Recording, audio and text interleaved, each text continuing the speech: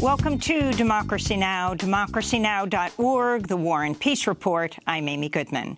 In California, at least 8 people have died as climate change-fueled wildfires rage statewide.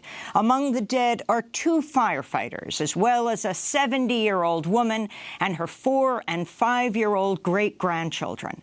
In total, firefighters are battling 17 wildfires blazing across California, engulfing more than 200,000 acres and forcing mass evacuations, including in Yosemite National Park.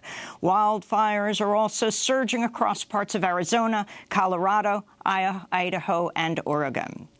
In more climate change news, the Indian government says more than 500 people have died as a result of flooding and heavy rains in recent weeks. Scientists have linked increased flooding and rainfall to climate change. North Korea has returned some of the remains of U.S. soldiers killed during the Korean War in the latest diplomatic step between the U.S. and North Korea. North Korean leader Kim Jong-un agreed to the repatriation of remains during the historic summit between him and President Trump last month. This is Trump speaking Friday. At this moment, a plane is carrying the remains of some great fallen heroes from America back from the Korean War. They're coming back to the United States. Mike Pence, our wonderful vice president, will be there to greet the families and the remains. And I want to thank Chairman Kim for keeping his word. President Trump is threatening to shut down the government if Congress doesn't allocate $25 billion for the border wall between the U.S. and Mexico. Trump tweeted Sunday, "I would be willing to shut down government if the Democrats do not give us the votes for border security, which includes the wall, must get rid of lottery, catch and release, etc., and finally go to system of immigration based on merit. We need great people coming into our country," the president tweeted. Congress has until September 30th to agree on a spending bill to avoid a federal government shutdown. In Los Angeles, federal judge Dolly Gee has mandated the appointment of an independent monitor to force the Trump administration to improve health and safety standards in child immigrant detention centers. The court order comes after lawyers provided testimony from migrants who said they've been subjected to widespread abuse inside detention, including being kicked in their sleep, forced to drink toilet water, provided only spoiled food, and denied medical treatment. Lawyers also said detained children have been injected with psychotropic drugs without parental consent. A Boston Globe investigation has revealed the existence of a domestic surveillance program run by the Transportation Security Authority, or TSA, which has been surveilling U.S. citizens on planes and in airports since 2010. Under the program called Quiet Skies, federal air marshals collect information about U.S. travelers, including common behavior like using the bathroom repeatedly, sleeping on flights, or sweating heavily. In response, the ACLU said, quote, "Such surveillance not only makes no sense, it's a big waste of taxpayer money and raises a number of constitutional questions." Supreme Court Justice Ruth Bader Ginsburg says she plans to continue serving on the bench for at least another 5 years. Speaking Sunday here in New York, she said, quote, "I'm now 85. My senior colleague, Justice John Paul Stevens, he stepped down when he was 90. So I think I have about at least 5 more years." Justice Ginsburg has been a fierce critic of President Trump. She's already hired law clerks to serve through 2020. U.S. diplomats have held direct peace talks with the Taliban aimed at ending the ongoing 17-year U.S. war in Afghanistan. The New York Times reports the Trump administration is urging U.S.-backed Afghan troops to retreat from rural areas and focus on protecting Kabul and other major cities. The Times also reports this strategy will likely ensure the Taliban remains in control of vast stretches of the countryside where the majority of Afghans live. In Gaza, thousands gathered Saturday for the funeral of 11-year-old Majdi al-Satari, who died after he was shot in the head by an Israeli sniper Friday at protests near the separation fence with Israel. 17-year-old Mumin al-Hams and 43-year-old Ghazi Abu Mustafa were also shot and killed by Israeli snipers at the protests. Israeli soldiers killed at least 150 Palestinians since the Palestinians' nonviolent Great March of Return protests began on March 30th.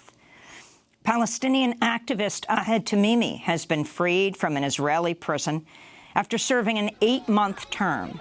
The 17-year-old activist became a hero to Palestinians after a viral video showed her slapping an Israeli soldier near her family's home in the occupied West Bank. The incident came just after Tamimi learned her cousin had been gravely wounded by an Israeli soldier who shot him in the head using a rubber-coated steel bullet. This is Ahed Tamimi speaking after her release. My plans for the future are to continue my university studies. I will study law to address the causes of the country in all of the international forums, and to represent the prisoners' causes, and to talk about it to the whole world and in the international courts.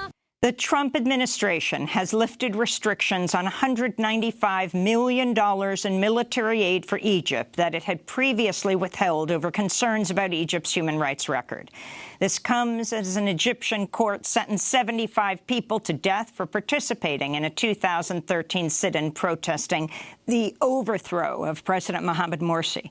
More than 1,000 protesters were killed when soldiers opened fire on the sit-in protest in Cairo.